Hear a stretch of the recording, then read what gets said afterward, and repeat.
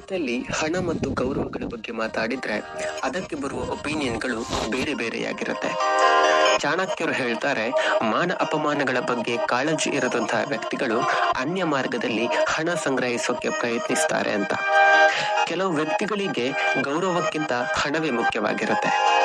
ಮಧ್ಯಮ ವ್ಯಕ್ತಿಗಳಿಗೆ ಹಣ ಗೌರವ ಎರಡು ಬೇಕಾಗಿರುತ್ತೆ. ಆದ್ರೆ ಹಣಕ್ಕೆ ಬೆಲೆ ಕೊಡದ ವ್ಯಕ್ತಿಗಳು ತಮ್ಮ ಅಂತಸ್ತು ಗೌರವಕ್ಕೆ ಹೆಚ್ಚು ಪ್ರಾಧಾನ್ಯತೆ ನೀಡ್ತಾರೆ ಮತ್ತು ಅವರು ಸಮಾಜದಲ್ಲಿ ಉತ್ತಮ ರೀತಿಯಲ್ಲಿ ಬದುಕೋದಕ್ಕೆ ಪ್ರಯತ್ನ ಪಡ್ತಾ ಇರ್ತಾರೆ. ಚಾಣಕ್ಯರು ಹೇಳ್ತಾರೆ, ನೀವು ದಾನ ಮಾಡೋದಾದ್ರೆ ಅದನ್ನ ಗುಣವಂತರಿಗೆ ಮಾಡಿ. ಯಾಕಂದ್ರೆ ಅಯೋಗ್ಯನಿಗೆ ದಾನ ಮಾಡಿದ್ರೆ ಅವನು ಅದನ್ನ ಬೇಕಾಬಿಟ್ಟಿ ಖರ್ಚು ಮಾಡಿ ಕೊಟ್ಟವರಿಗೂ ಕೂಡ ಕೆಟ್ಟ ಹೆಸರನ್ನ ತರುವಂತ ಕೆಲಸವನ್ನು ಮಾಡ್ತಾರೆ. ಸಮುದ್ರದಿಂದ ಮೋಡಗಳು ಉಪ್ಪು ನೀರನ್ನ ಪಡೆದುಕೊಂಡು ಅದು ಮಳೆಯಾಗಿ ಮಧುರವಾದ ನೀರನ್ನ ವಾಪಸ್ ಕೊಡುತ್ತೆ. ಎಲ್ಲ ಜನಪ್ರಾಣಿಗಳಿಗೂ ಕೂಡ ಅದು ಜೀವದಾನವಾಗುತ್ತೆ ಮತ್ತೆ ಸಮುದ್ರಕ್ಕೆ ಆ ನೀರನ್ನ ವಾಪಸ್ ನೀಡುತ್ತೆ. ಹಾಗೆ ಗುಣವಂತರಿಗೆ ನೀಡಿದಂತಹ ಹಣ ಹಾಳಾಗದೆ ಅದು ಯಾವುದೋ ರೀತಿಯಲ್ಲಿ ನಮ್ಮನ್ನ ವಾಪಸ್ ಸೇರತ್ತೆ. ಬದುಕಲ್ಲಿ ಜ್ಞಾನ ವಿದ್ಯೆ ಎಷ್ಟು ಮುಖ್ಯ ಅಂತ ನಮ್ಗೆಲ್ರಿಗೂ ಕೂಡ ಗೊತ್ತು. ಆದ್ರೆ ಯಾವ ಕೆಲಸಕ್ಕೂ ಬಾರದಂತಹ ಜ್ಞಾನ ವೇಸ್ಟ್ ಅನ್ನೋದು ಚಾಣಕ್ಯರ ಮಾತು. ಹಾಗಂತ ಜ್ಞಾನವನ್ನೇ ಸಂಪಾದನೆ ಮಾಡದಿದ್ರೆ ಅಂತಹ ವ್ಯಕ್ತಿ ಸಂಪೂರ್ಣ ನಾಶವಾಗಿ ಹೋಗ್ತಾರೆ. ಜೀವನದಲ್ಲಿ ಎಲ್ರಿಗೂ ಆಸರೆ ಅನ್ನೋದು ಬೇಕಾಗತ್ತೆ. ವೃದ್ಧಾಪ್ಯದಲ್ಲಿ ಪತ್ನಿಯ ಆಸರೆ ಬೇಕಾಗತ್ತೆ. ಆಗ ಪತ್ನಿ ಒಂದು ವೇಳೆ ಸಾವನ್ನಪ್ಪಿದ್ರೆ ಅವರನ್ನ ಪ್ರೀತಿಯಿಂದ ನೋಡೋರು ಯಾರು ಇರೋದಿಲ್ಲ. ಹಣ ಬಂಧುಗಳ ವಶವಾದ್ರೆ ಅದನ್ನ ಮತ್ತೆ ವಾಪಸ್ ಕೊಡೋದಿಲ್ಲ. ಹಣ ಇಲ್ಲದೆ ತುತ್ತು ಅನ್ನಕ್ಕೂ ಕೂಡ ಪರದಾಡುವಂತ ಸ್ಥಿತಿ ಆವಾಗ ಶುರುವಾಗುತ್ತೆ. ಅಂತಹ ಜೀವನ ಎಲ್ಲರ ಎದುರು ಹಾಸ್ಯಾಸ್ಪದವಾಗಿರುತ್ತೆ. ಈ ರೀತಿ ಆಚಾರ್ಯರು ಹೇಳ್ತಾರೆ. ನಾವು ದೇವರನ್ನ ಕಂಡಿಲ್ಲ, ಆದ್ರೆ ಭಕ್ತಿಯಿಂದ ಪ್ರಾರ್ಥನೆ ಮಾಡಿದ್ರೆ, ಪೂಜೆ ಮಾಡಿದ್ರೆ ದೇವರು ಹಾರೈಸ್ತಾರೆ ಅನ್ನೋದು ನಂಬಿತೀವಿ. ದೇವರ ಮೂರ್ತಿಗಳನ್ನ ಕೇವಲ ಮರ, ಕಲ್ಲು ಮುಂತಾದ ಭಾವನೆಯಿಂದ ನೋಡದೆ ಸಾಕ್ಷಾತ್ ದೇವರು ಎಂಬ ಭಕ್ತಿಯಿಂದ ಶ್ರದ್ಧೆಯಿಂದ ಪ್ರಾರ್ಥಿಸಬೇಕು. ಪ್ರತಿಮೆಗಳನ್ನ ಯಾವುದರಿಂದ ಮಾಡಿದ್ದಾರೆ ಅನ್ನೋದು ಮುಖ್ಯ ಅಲ್ಲ, ಆದ್ರೆ ಮನಸಾರೆ ಭಕ್ತಿಯಿಂದ ಪೂಜಿಸೋದು ಮುಖ್ಯ. ಜೀವನದಲ್ಲಿ ನಾವು ಶಾಂತವಾಗಿದ್ರೆ ನಮ್ಗಿಂತ ದೊಡ್ಡ ತಪಸ್ವಿ ಬೇರೆ ಯಾರು ಇರೋದಿಲ್ಲ ಮತ್ತು ಅಂತವರಿಗೆ ಬೇರೆ ತಪಸ್ಸಿನ ಅವಶ್ಯಕತೆಯೂ ಇರೋದಿಲ್ಲ. ಇರೋದ್ರಲ್ಲಿಯೇ ಖುಷಿಯಾಗಿದ್ರೆ ಅವನು ಸದಾ ಸುಖಿಯಾಗಿರ್ತಾನೆ. ಇಲ್ಲದ ವಸ್ತುವಿಗೆ ಅತಿಯಾಗಿ ಆಸೆ ಪಟ್ರೆ ಅದು ನೆಮ್ಮದಿಯನ್ನ ಹಾಳು ಮಾಡುತ್ತೆ ಮತ್ತು ಎಲ್ಲರ ಮೇಲೆ ದಯೆ ಇದ್ರೆ ಅದಕ್ಕಿಂತ ಶ್ರೇಷ್ಠವಾದ ಧರ್ಮ ಬೇರೆ ಇಲ್ಲ ಅನ್ನೋದು ಚಾಣಕ್ಯರು ಹೇಳ್ತಾರೆ. ಕೇವಲ ರೂಪವಿದ್ರೆ ಗುಣವಿಲ್ದಿದ್ರೆ ಆ ರೂಪಕ್ಕೆ ಬೆಲೆ ಇರೋದಿಲ್ಲ. ರೂಪ ಮತ್ತು ಗುಣ ಎರಡು ಸೇರಿದ್ರೆ ಸೌಂದರ್ಯ ಹೆಚ್ಚು ಹಿತವಾಗಿರುತ್ತೆ. ಉತ್ತಮವಾದ ಕುಲದಲ್ಲಿ ಜನಿಸಿದ ಮಕ್ಕಳು ತಮ್ಮ ಶೀಲವನ್ನ ಕಾಪಾಡಿಕೊಂಡಿದ್ರೆ ಆ ಕುಲವು ಎಲ್ಲರಿಂದ ಕೂಡ ಪ್ರಶಂಸೆಗೆ ಪಾತ್ರ ಆಗುತ್ತೆ. ವಿದ್ಯೆಯನ್ನ ಕಲಿತ ನಂತರ ಅದನ್ನ ಸರಿಯಾಗಿ ಉಪಯೋಗಿಸಿಕೊಂಡು ಸಾಧನೆ ಮಾಡಿದ್ರೆ ಆಗ ವಿದ್ಯೆ ಸಾರ್ಥಕ ಆಗುತ್ತೆ. ಕೊನೆಯದಾಗಿ ಸಂಪಾದಿಸಿದ ಹಣವನ್ನ ಖರ್ಚು ಮಾಡುವಂಥದ್ದು. ಸುಮ್ಮನೆ ಹಣವನ್ನ ತುಂಬಿಟ್ರೆ ಅದು ಪರರ ಪಾಲಾಗುತ್ತೆ. ಆದ್ರಿಂದ ಆ ಹಣವನ್ನ ಖರ್ಚು ಮಾಡಿ ಸುಖ ಪಟ್ರೆ ಹಣಕ್ಕೆ ಬೆಲೆ ಬರುತ್ತೆ. ಪ್ರಪಂಚದಲ್ಲಿ ಯಾರು ಶುದ್ಧವಾಗಿರ್ತಾರೆ ಅನ್ನೋ ಪ್ರಶ್ನೆಗೆ ಚಾಣಕ್ಯರು ಹೀಗೆ ಹೇಳ್ತಾರೆ.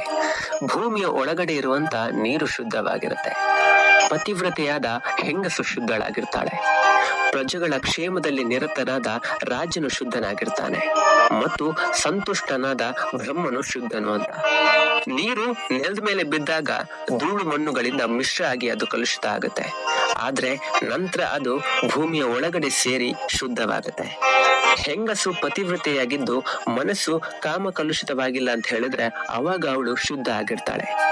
ರಾಜನಿಗೆ ಪ್ರಜೆಗಳ ಕ್ಷೇಮವೇ ಮುಖ್ಯವಾದ ಉದ್ದೇಶ. ಅದನ್ನು ಅವನು ಸರಿಯಾಗಿ ನೆರವೇರಿಸಿದ್ರೆ ಯಾವ ಪುಣ್ಯ ಕಾರ್ಯಗಳ ಅವಶ್ಯಕತೆ ಕೂಡ ಅವನಿಗೆ ಇರೋದಿಲ್ಲ. ಕಡೆಯದಾಗಿ ಬ್ರಾಹ್ಮಣನಿಗೆ ದುರಾಸೆ ಇರಬಾರದು.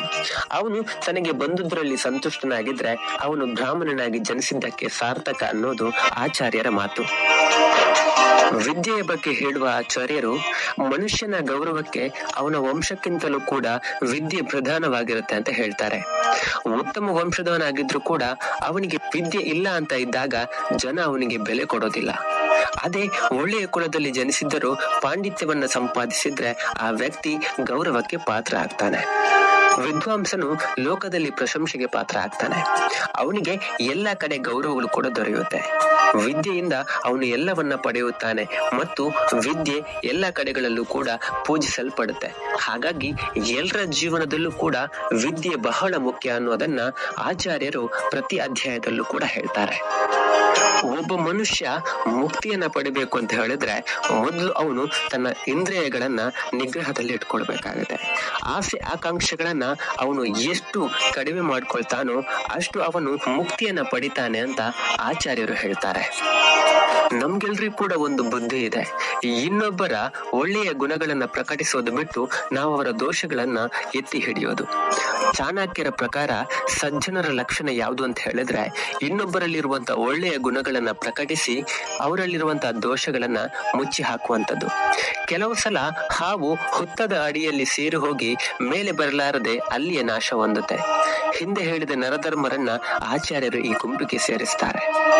ಆಚಾರ್ಯರು ಹೇಳ್ತಾರೆ, ಕೆಲವೊಮ್ಮೆ ನಾವು ನಮ್ಮಲ್ಲಿ ಶಕ್ತಿ ಇಲ್ಲ ಅಂತ ಇದ್ರೂ ಕೂಡ ಶಕ್ತಿ ಇರೋ ಹಾಗೆ ನಟಿಸ್ಬೇಕಾಗತ್ತೆ.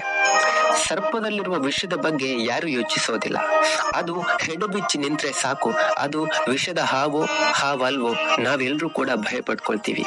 ಅದೇ ರೀತಿ ನಮ್ಮ ಆತ್ಮರಕ್ಷಣೆಗಾಗಿ ಮನುಷ್ಯ ಕೆಲವು ಸಲ ತನ್ನಲ್ಲಿ ಇಲ್ಲದ ಶಕ್ತಿಗಳನ್ನ ಇದೆ ಅನ್ನೋ ರೀತಿ ತೋರಿಸ್ಬೇಕಾಗತ್ತೆ.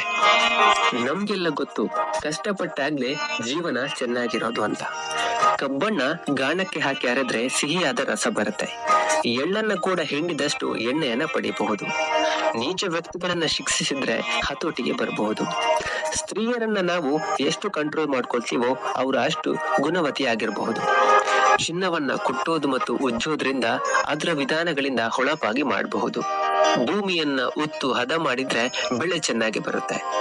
ಗಂಧವನ್ನ ತೆಗೆದಷ್ಟು ಸುಗಂಧ ಹೆಚ್ಚುತ್ತೆ. ಮೊಸರನ್ನ ಕಡೆದಾಗ್ಲೇ ಬೆಣ್ಣೆ ಬರೋದು. ಸೊ ಈ ರೀತಿ ಎಲ್ಲ ವಸ್ತುಗಳನ್ನ ನಾವು ಬಲ ಪ್ರಯೋಗದಿಂದಲೇ ಫಲ ಕೊಡೋ ತರ ಮಾಡಬಹುದು. ಹಾಗಾಗಿ ಜೀವನದಲ್ಲಿ ನಾವು ಎಷ್ಟು ಕಷ್ಟಪಡ್ತೀವೋ ನಾವು ಅಷ್ಟು ಸಂತೋಷದಿಂದ ಇರಬಹುದು ಅಂತ ಚಾಣಕ್ಯರು ಇವರ ಅಧ್ಯಾಯದಲ್ಲಿ ಹೇಳ್ತಾರೆ.